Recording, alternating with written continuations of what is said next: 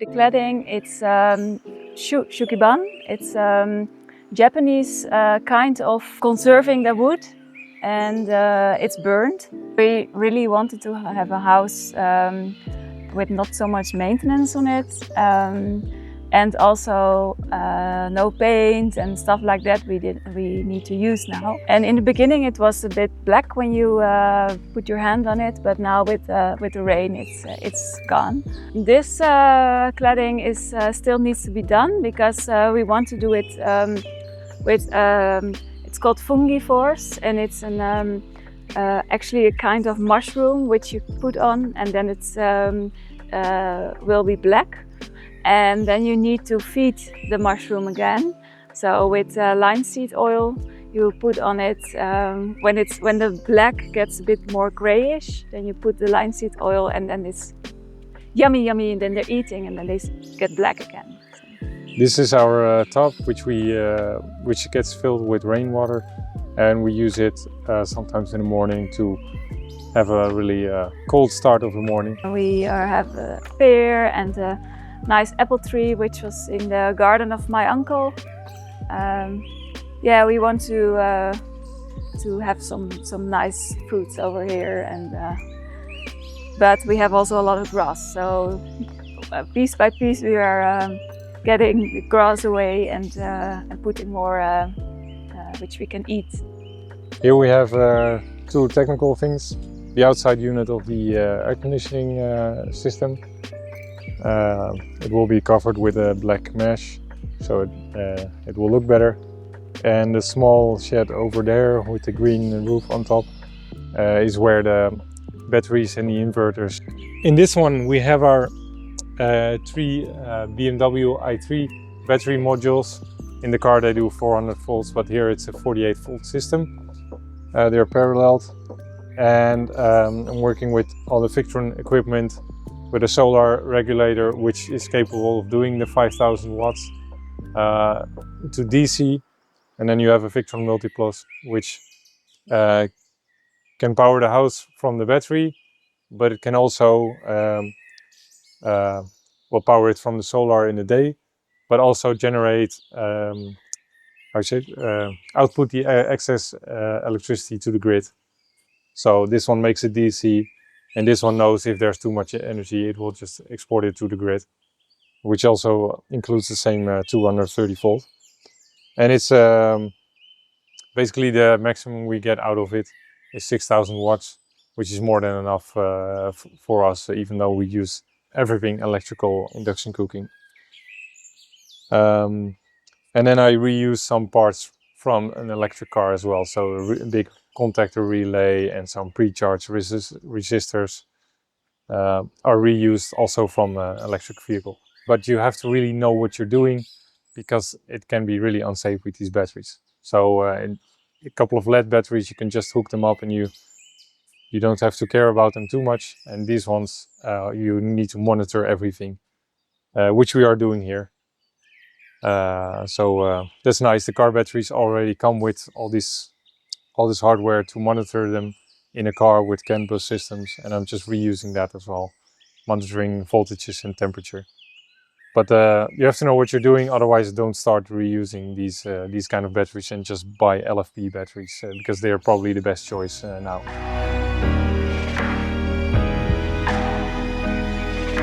The idea was that every room has a window to this greenhouse, so you can take the warmth from the greenhouse inside the house to use less energy for heating. We are also busy with a green wall with herbs and tea, but it's not finished yet because it takes a lot of time to build your own house. So this is already a kind of start with it. And one of my favorite places is above there. It's above the bathroom, and it's a really nice place to sit, to meditate, to read.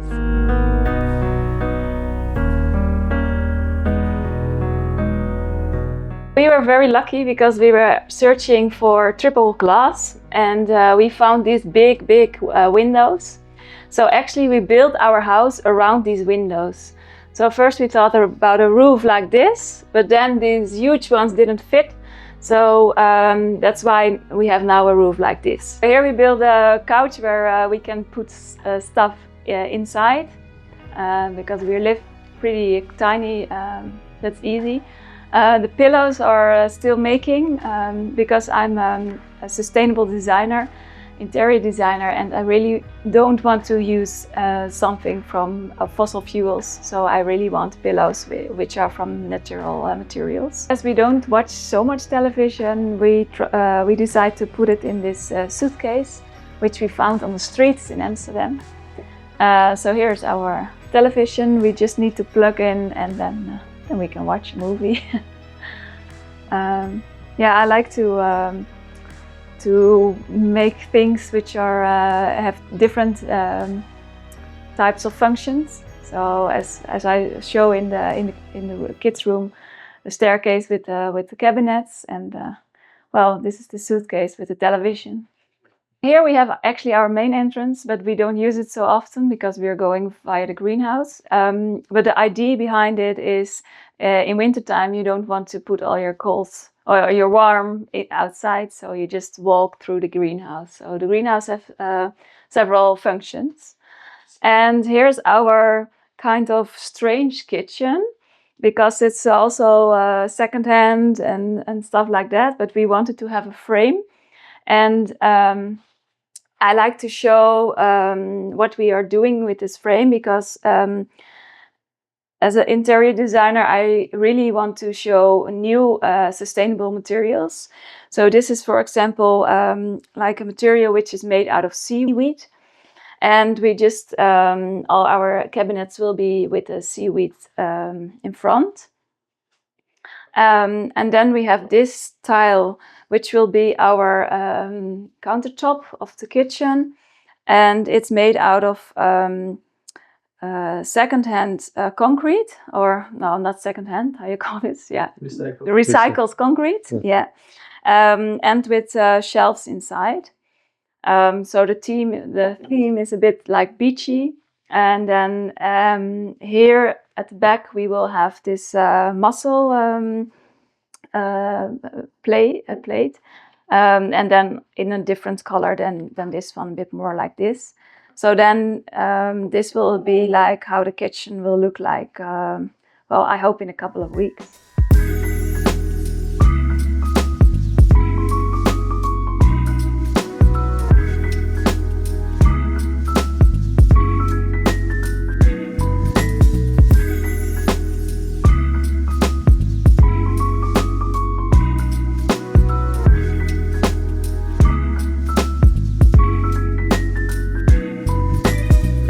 Here you see how our house is built actually. So we have in all the corners, and also in the roof and in the floor, we have big CLT wooden beams, and that's actually how the house is, the construction of the house. And then we have everywhere we have these beams. Every 60 centimeter there's thing like this, and also in the roof and in the floor. And this is the dimensions exactly of the insulation, which is inside the walls and the roof and the floor. So how much is in total the insulation? It's 18 centimeter of soft wood insulation. Yeah, how you call wood fiber. Wood fiber insulation. And then it's 6 centimeter of hard pressure wood fiber insulation. So then it's 24 centimeter in total in the walls, in the floor, and in the ceiling, in the roof. We have in total almost 40 centimeter of, well, the whole package is almost 40 centimeter. And then on this whole house there are 15 solar panels. We heat with an air conditioning unit. This is a single split Panasonic air conditioning unit, 2.5 kilowatts. And since we have the thick walls and the triple glazing, 2.5 kilowatts is enough to heat it and maybe sometimes cool it, but we actually installed the air conditioning unit mainly as a heating source. Of course, we are now telling a really positive story, and it is really positive, but we also had, of course, our negative stories. One is actually that we were building the house, and it was we put all the insulation already inside because that was what they told us, and then our beams didn't came, and it was really mess up. The whole planning was really in 1 minute we can just throw it away, and then in that week it was like raining, and then at some point we figured out that the whole insulation in the floor was totally wet. It was already molding, and it was stinky, and it was disgusting. So we took out all the insulation, we put it outside in the sun and try to let it dry, and so that we can use it again. So some pieces we could use, and some were really totally destroyed. And it was really heartbroken for me because I thought we want to do everything so sustainable, and we buy this really good bio-based insulation stuff, and then it's like garbage. So we also used something in the garden because it was like, okay, it's wood fiber, so we can use it maybe in the garden a little bit, but at the end we had to just throw it away, some pieces also. And the other thing was this really nice greenhouse which looks really nice now in the sun. It was wintertime, we had a really big storm. It was not already finished yet, and probably that was the reason that the whole roof came down at the third Christmas day. So you can imagine it was cold, it was windy, and it was really wet. All the glass came down, and there was still toys from the kids. There were still stuff from us which we put there.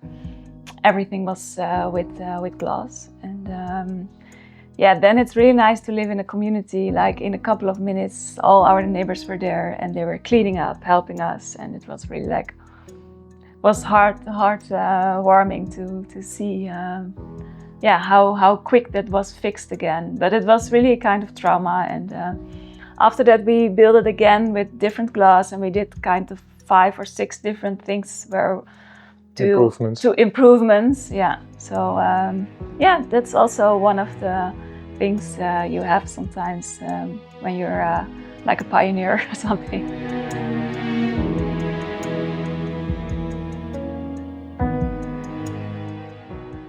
Here is our bathroom. It's tiny, but it's working, and here we have a really nice touch screen. So we were doubting. We were thinking about how do we do it all with the bathroom. So Roland built a recycled shower, and the shower it's not working yet. So, but actually the idea is that you just shower, it goes through down, and then it's pumped up via filters, and it's coming again. So we want to use that, but for now we do it like this. And I really wanted to have a bath, also for the kids, but also for myself. And then we found around the corner a free tiny bath, so we decided to do it like that. And we make this cabinet where we can put all the stuff in, but also our laundry can put in there. And of course we have a compost toilet, so we don't have a water system, and it's a separate system, so the urine goes through on one way, and then we have the faces which goes somewhere in a bucket, and we collect it in the front of our community. And there with worms, they're making our compost. We continue to the children's rooms. Actually, now it's one big room, but I grew up on a houseboat in Amsterdam with my mother and 2 sisters, and we had just one sleeping room. So for me, it was really important to have a place for the kids where they can sleep, but also that we can make 2 different rooms. So now it's big here, and then we can put a wall here, and then they have 2 rooms. They sleep upstairs because they really want to have high sleeper bed, a bunk bed or something like that. And then we said, well, we just build it like this. Then you also can sleep upstairs, and it's a really nice beds, and it's really cozy. And yeah, I thought about making something which has more functions. So you probably know the stair, which is also has cabinets, and Roland made everything by yourself. So and now our kids can put all their stuff behind the door, so we cannot see it so much. And it's difficult to live like this with kids with toys, so they have still a lot of stuff, I think. And well, now they cleaned up their room, but it's not always as clean as this. So here we have our ventilation unit. Looks like standard suction ventilation, but this one actually changes between blowing in and out and recovers the heat. And here we have another air conditioning unit, but this one doesn't have an outside unit. It just has 2 holes through the wall, and it's an all-in-one unit. So that's easy because you can place it yourself. And I think it took us less than 2 hours and it was installed. And it's also capable of heating or cooling the room. It's not being used so much as in the living room. We made these rooms on purpose on the north side so that the sleeping rooms don't heat up too much. So it really takes a while before it starts to get hot here, while in the front it may be already hotter. Because we all hate having a sleeping room which is way too hot, especially if your kids won't sleep. And so this one works nicely for that, but it is a bit noisy and not so efficient compared to a regular heat pump system or the air conditioning system that we have in the living room. And how long did it take you to build this house? Well, actually we started in June 2020. In August 2020 we already lived here, so in 1 month, but of course then nothing was finished yet. We had running water, but we were sleeping here, and we did it like the last 2 years. We did the building and step by step, and also we didn't want to do it like 24 hours a day or something. So all the doors are second-hand. We had we were very lucky that a friend of us were changing their doors, and we said, well, we could use them. But as you see, there's still the dimensions are on. Well, this is our sleeping room. We decided to do a small sleeping room because we thought, how much space do we need around? It's not finished yet, and the washing machine is still here. This is one of the things which will go to the shed in a couple of weeks. But we have a very, very nice view over here, and we have natural materials in our mattresses. So this sleeps very well, and it's a nice and cozy place. And if you're wondering why there is a shower over there, well, we built these 2 houses, actually, these 2 units, and then in between we have our bathroom, but it was not there yet when we were building, so we were showering outside. And then it was October or something, and then my kids were complaining that they don't want to shower outside anymore, although it was warm water. But then we thought, okay, now we really have to do the bathroom. So step by step we're building everything. And you still have outside shower? Yes, and it's lovely, and especially in a crowded land as the Netherlands, it gives me a lot of freedom that I can shower outside with view on our 4 nice little pigs, which are from the food forest, which is next to us. And there are 10 houses here with different families living. People with kids, people who live alone or as a couple.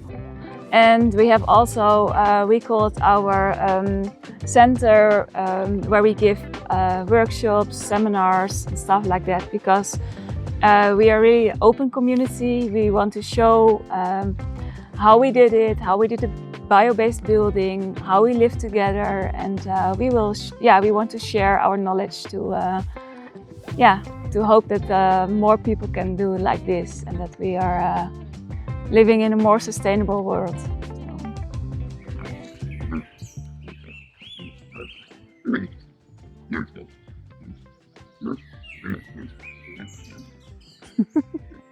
They're really curious.